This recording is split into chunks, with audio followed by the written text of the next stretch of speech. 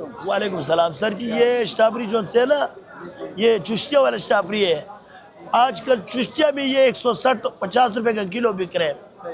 ठीक है, ये चुस्टिया से मेरे लिए आया था, कोई 150 डलता। हम बेच रहे 170 से लेकर 130 रुपए तक बेचे, 130 रुपए तक। इसका किलो कट होते आधा किलो कट है बुच्ची का। ठीक है, इसमें नीचे घास नहीं है इस स्ट्रॉबेरी में। और स्ट्रॉबेरी जो से पड़ा हुआ है लाहौर वगैरह आगे पीछे वाले का, वो मोटा होते हैं, उसमें नीचे गलो होते हैं।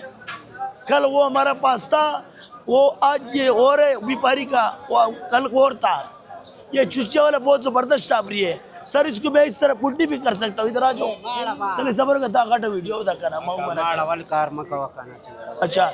ये गारंटी से मैं दे रहा हूँ, हर आदमी लेके जा सकते हैं। मैं अंगूर, खुरमानी, चेरी, खरबूजा, अभी खरबूजा भी शुरू हो जाएगा, खुला हाइब्रिड, वो सब कुछ बेचते हैं हम। सलमान है मुकम्मल, दुकान नंबर 4।